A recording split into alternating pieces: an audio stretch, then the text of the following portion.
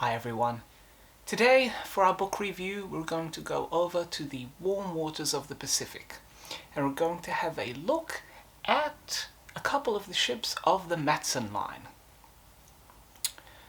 Outside of probably the United States lines on the North Atlantic, Matsons are probably the next most famous American ocean liner / cruise shipping company. And yes, Matson does more than just passengers and cruisers, well, at least now they're all cargo. But the period that we're looking at, they had a fine fleet of white ships that cruised the Pacific and particularly to Hawaii. And, conveniently enough, the book that we're going to be looking at is actually called The White Ships. So here we go. It's a rather big one, written by Duncan O'Brien, The White Ships. And as you can see in the subtitles, he's looking at the time period between 1927 to 1978, which covers the most popular, or at least the most fondly remembered, of Matson's ships, them being the Malilu, Mariposa, Monterey, Lurline, and Matsona.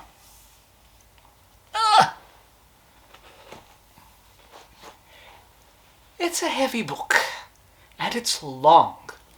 But it needs to be because, no doubt, as you're seeing in the photos up in the corner here, it is absolutely chock-a-block full of beautiful photos, both color and black and white.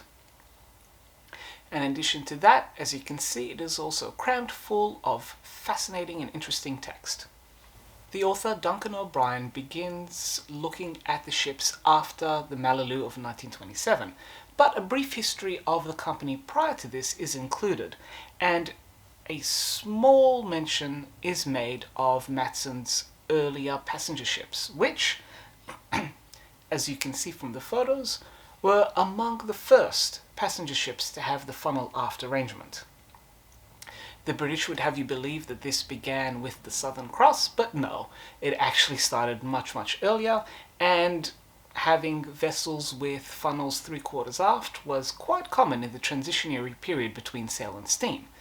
And as anyone who has read any books on the Great Lakes will tell you, many ships there have their funnels in the after position. Anyway, for those wanting a slightly more comprehensive and complete look at the entire Matson fleet, then do check out this slightly older book called Matson's Century of Ships, published in 1975 for the company's centenary.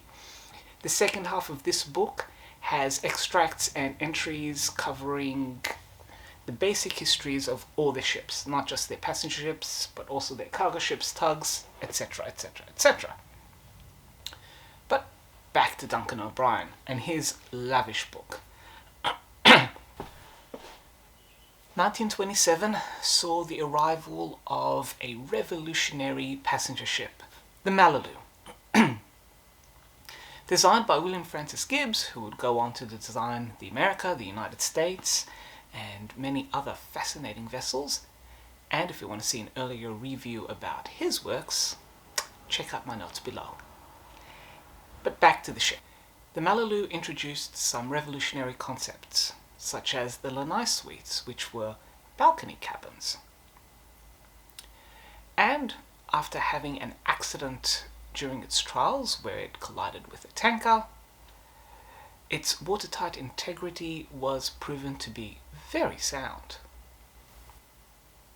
The coverage within this 5-decade time period between 1927 and 1978 is extensive, and Duncan O'Brien doesn't just give us a potted service history of these ships, but goes into considerable detail, giving us some wonderful anecdotes and reminiscences from passengers and crew.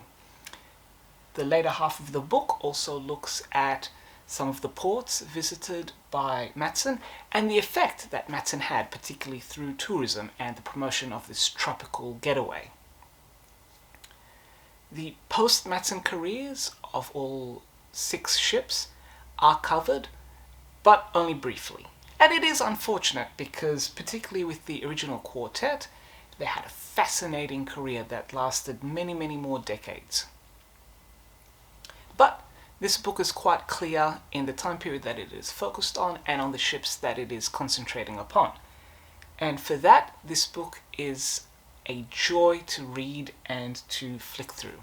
As you can see, plenty of fantastic, beautiful, excellently reproduced images. The production quality of this book is first class. And so, for its contribution to recording the vibrant careers of these fascinating 6 ships within a 5-decade period, and for its lavish look, this is a 4 captain's hats. It would have been great to include just a bit more of the early history, particularly the earlier ships, the passenger ships rather, of Matson, as well as the post-Matson career of these 6 liners, as they had an active and very long and very interesting career. But that's room for a book for another day. And as I said, for those who want a more complete, not so much more complete, but rather a more holistic look at the vessels within Matson, at least up until 1975, then you can always find this wonderful classic and check out their other ships in here. But today's review belongs to the White Ships, a stunning book, a wonderful account of these 6 very interesting ships and of a colourful period as Art Deco blossomed before the outbreak of World War II and then through into the stylized, modernized era of the 50s. These 6 ships are absolutely fascinating and worth reading about. And if there are any other ships or companies that you would like reviewed, please let me know in the comments below, and I can dig through my archives and provide you with a review. So until next time, stay warm and happy reading, everyone.